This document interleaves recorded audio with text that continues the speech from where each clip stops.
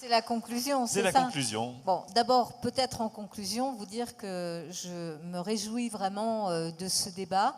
Il montre qu'on a quand même des points de convergence très forts, des sujets sur lesquels il y a des approches différentes, sur lesquels on doit creuser, on doit travailler, on doit encore confronter nos points de vue, mais je me réjouis vraiment de ce moment de débat.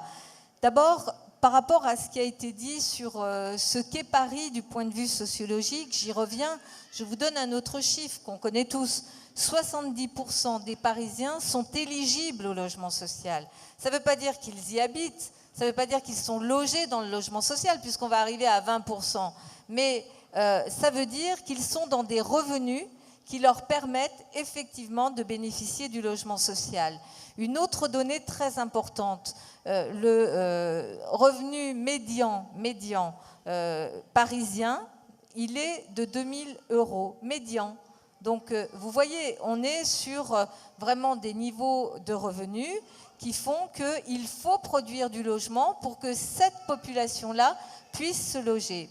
Et il faut produire du logement pour que cette population puisse se loger, mais en tenant compte d'un besoin de mixité. Il faut qu'on arrive à avoir une mixité géographique, une mixité aussi verticale des populations pour qu'on ne se retrouve pas avec une ségrégation. C'est ce que nous avons essayé de faire dans le plan local d'urbanisme, faire en sorte que, de façon extrêmement fine, les populations puissent se mélanger. C'est ça la richesse de Paris, mais c'est ça la donnée sociologique. Vous m'avez posé la question sur la loi Boutin, et je pense que c'est sur les surloyers de cette loi Boutin.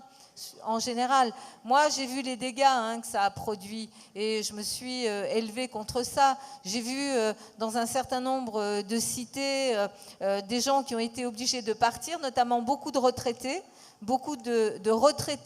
qui étaient par exemple des catégories C ou B de la fonction publique, qui à un moment donné ne pouvaient plus rester. Et j'ai vu comment dans ces cités-là, ça s'est dégradé. Parce que souvent c'était ces personnes-là qui tenaient les associations de locataires, la vie de quartier, le soutien scolaire des enfants de la cité. Et donc c'est un désastre ce qui s'est passé. C'est pour ça que je pense qu'il faut qu'on ait une politique extrêmement fine, y compris dans la façon dont l'attribution des logements se fait dans un même immeuble. Je crois qu'il faut aller vers une mixité extrêmement fine si on veut effectivement pouvoir tous vivre bien ensemble. Je ne suis pas revenue sur la question tout à l'heure des logements vacants.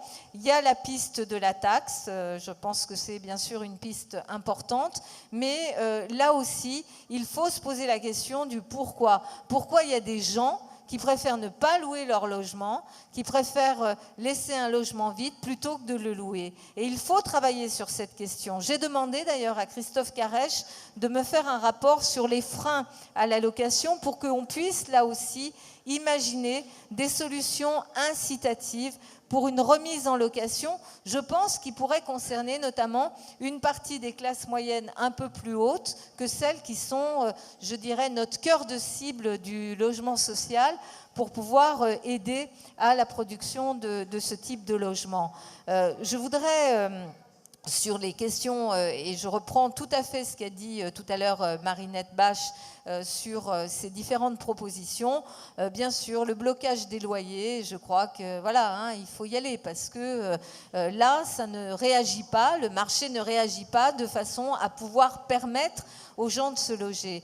Je pense qu'il faut y aller parce que, je vous le redis, quand on regarde comment s'effectue la location à Paris, il y a effectivement toute cette production de logement social qu'on a fait, qui n'est pas encore suffisante, mais cette production de logement social qui s'adresse à des gens qui ont des salaires qui les rendent éligibles à cette production. Et ensuite, c'est l'encéphalogramme plat sur tout ce qui concerne une offre locative qui pourrait satisfaire des gens qui n'ont pas besoin d'aide au logement, qui devraient pouvoir, compte tenu de leurs revenus, trouver à se loger sur le secteur privé. Et là, c'est l'encéphalogramme plat. C'est ça aussi qu'il faut relancer. Pas avec les moyens publics. Je ne pense pas qu'on ait à mettre des moyens là-dedans. Mais en revanche, on doit pouvoir trouver des solutions qui permettent aussi de s'inscrire dans la durée. Parce que, par exemple, lorsque on gèle le prix du foncier pour pouvoir sortir du logement moins cher, il faut bien sûr se prémunir contre les risques d'une spéculation. Il faut des clauses antispéculatives, il faut une durée de ces montages avec notamment le privé qui soit sur le long terme. Il faut au moins se fixer des durées de 20 ans si on veut que l'effort que la collectivité fait en ramenant le prix de son foncier à zéro ne soit pas finalement vendu voilà, et ne lui échappe pour une spéculation qui peut exister. Donc il y a des règles juridiques qu'il nous faut inventer, qui sont expérimentées à Saint-Ouen et ailleurs, sur lesquelles nous pouvons nous baser pour mieux pouvoir générer cette production de logements. Je parle là de l'intermédiaire, puisque sur la façon dont on génère le logement social et on le finance, là-dessus on est au clair, et il n'est pas question pour moi de revenir sur nos ambitions en matière de logement social à Paris. Donc voilà, ce que je voudrais vous dire vraiment, cette question elle est cruciale. Moi je veux en faire le cœur de ma bataille, la priorité des priorités de la mandature 2014-2020. C'est la priorité que nous devons nous fixer. C'est un projet politique. C'est un projet politique que de se dire qui peut vivre à Paris, avec qui on doit vivre et comment on fait pour effectivement ne pas laisser le marché agir et finalement sortir des gens qui ne sont pas dans une situation de solvabilité. C'est un projet politique majeur et je sais que même si nous pouvons avoir des nuances, même si nous pouvons avoir des différences, voire même des divergences, je n'ai pas parlé de l'habitat coopératif, mais c'est vraiment un sujet sur lequel on doit aussi pouvoir travailler, mais même si nous avons parfois des divergences et des différences, ce qui nous unit, c'est cette vision-là de Paris, cette vision politique de Paris, de ce que doit être Paris, cette ville qui est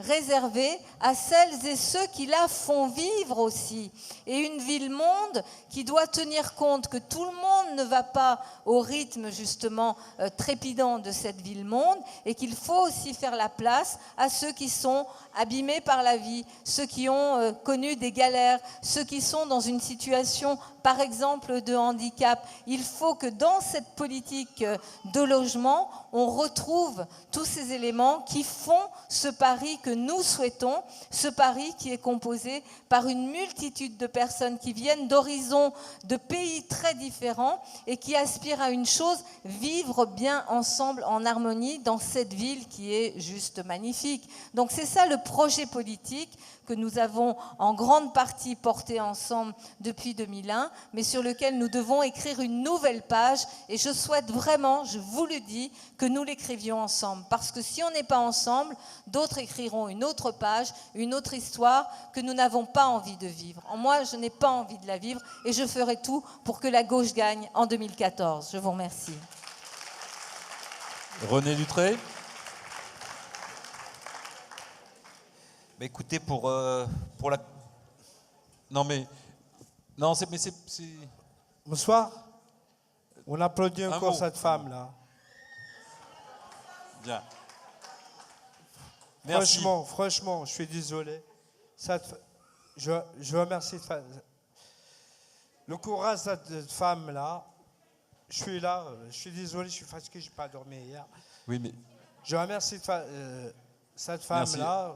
On a bien Elle compris. mérite... On a bien compris. Merci. René Dutré, allez. René Dutré, allons-y. J'ai perdu mon fil. Que vous dire? Si, oui, effectivement, moi, c'est vrai que j'ai un statut un petit peu particulier ce soir, puisque j'ai décidé de ne pas me représenter, en fait, de m'appliquer le non-cumul des mandats dans le temps. Donc comme tu dis, alors, je n'ai pas été convaincu de rester ce soir, non, je rigole. Ouais, bravo. Non, ça c'est de l'humour. Mais donc je n'ai pas de promesses à faire, je dirais, je n'ai pas de choses, mais mes petits camarades, je veux dire, vont s'y coller et vont le faire très bien. Pour finir, je veux dire, on ne peut pas construire sa vie, on ne peut pas se projeter, on ne peut pas se sentir protégé, on ne peut pas avoir un refuge si on n'a pas de logement. Je veux dire, c'est quand même un sujet d'un niveau de complexité, d'un niveau technique, technocratique, absolument, je dirais, incompréhensible quelquefois. je dirais, quand on entend certaines discussions logement, et pourtant ça concerne le quotidien de chacun, et si on n'a pas un logement, on ne peut pas vivre tout simplement. Oui. Et donc, par rapport à ça, l'enjeu, et quand on voit toute notre société qui est en train de se déliter, et je vais vous raconter très rapidement, je veux dire, l'anecdote de permanence qu'on a tous vécue. Je suis en permanence, une personne d'origine antillaise rentre, me dit, moi je sais, à la mairie, vous êtes raciste, vous ne donnez pas de logement aux Antillais. Alors je dis, ben non monsieur, le droit au logement, qu'est-ce que vous dites? C'est pas possible, c'est pas vrai. Puis après, j'ai une personne d'origine africaine qui rentre et qui me dit, non, je sais, vous êtes raciste, vous donnez que des logements aux Antillais, vous n'en donnez pas aux Africains. Alors je dis, non monsieur, le droit au logement, etc. Et puis après, j'ai une personne, je ne sais pas comment on peut l'appeler, le blanc, le truc, qui dit, hey, monsieur Dutré, il n'y a que des noirs dans la salle d'attente. Voilà, et ben ça c'est le résultat du sarkozysme. Ça, c'est le résultat d'avoir réussi à morceler la société où chacun ne considère pas que le responsable, c'est le politique, parce que le responsable, c'est le politique. S'il y a des gens engueulés, c'est nous. Et bientôt, ça sera que vous, d'ailleurs. Et ce n'est pas la personne à stigmatiser derrière ou la personne un petit peu plus pauvre. Et le risque d'explosion aujourd'hui, il est là. Et la politique du logement, ça doit corriger ce problème-là aujourd'hui. Sinon, demain, on risque d'aller auprès de très gros problèmes. Merci René. Yann. Quelques mots brefs parce que la soirée est longue et je sens déjà un peu de dispersion dans la salle et de fatigue d'ailleurs bien compréhensible. Moi je crois que au fond, si on a réussi une chose dans ce débat, c'est peut-être justement d'essayer de faire de cette question du logement la question numéro 1 de la campagne municipale, de faire de cette question de la lutte contre la spéculation immobilière le cœur de ce dont on débattra d'ici mars 2014. Et moi, ma volonté, notre volonté au Front de gauche, au Parti communiste, c'est de faire en sorte que ce soit la question majeure qu'on traite dans les mois qui viennent. Pour une raison toute simple, c'est que c'est la question numéro 1 que se posent aujourd'hui les Parisiens. Est-ce que nous pourrons continuer à habiter Paris demain? C'est ça la question qu'ils se posent. Et c'est donc à cette question que les candidats aux prochaines élections municipales doivent répondre prioritairement. Alors, après, dans le débat que nous avons eu, j'ai évidemment entendu, et c'est heureux, un certain nombre de convergences. J'ai aussi entendu des différences d'approche. Mais pour moi, au fond, la question clé, et celle qui résume l'ensemble de nos débats, c'est bien la question du rapport au marché. C'est la question de savoir si on laisse faire le marché ou si on décide, parce qu'il faut briser les reins à la spéculation immobilière, qu'il faut s'attaquer au marché et qu'il faut prendre des mesures qui permettent d'en finir avec la loi du fric dans le logement. Parce que c'est quand même ça la question. La question, c'est de savoir si le logement c'est fait pour loger les gens ou si c'est fait pour faire du fric. Et à travers les mesures que nous proposons, et j'ai souhaité présenter un certain nombre de propositions précises, concrètes, c'est une volonté de répondre à cet enjeu-là. Et oui, évidemment, parce que nous croyons à tout ça, nous ferons tout, absolument tout, pour battre la droite. Mais ma conviction aussi, c'est que nous battrons d'autant plus facilement la droite. Nous battrons la droite à plate couture, si nous sommes capables d'apporter des solutions qui soient des solutions fortes sur cette question du logement et de la lutte contre la spéculation immobilière. Parce que c'est d'abord là-dessus qu'on nous attend, parce que c'est d'abord là-dessus que les ouvriers, les employés, les professions intermédiaires attendent de la gauche qu'elle apporte des réponses. Et j'y ajoute d'autant plus quand même qu'aujourd'hui, la gauche a tous les leviers de pouvoir. Jusqu'en 2012, nous pouvions dire « nous faisons des choses à l'échelle de la municipalité, mais nous nous heurtons à l'État, au gouvernement de droite ». Et c'était vrai. Aujourd'hui, la gauche tient toutes les commandes. Et la question est donc bien celle-là, nous avons toutes les responsabilités. Et donc, il est normal qu'on nous interpelle d'autant plus vigoureusement. En tout cas, moi, ma conviction, c'est qu'on a besoin d'utiliser tous ces leviers de commande pour répondre aux problèmes qui sont posés sur cette question du logement et de la spéculation immobilière.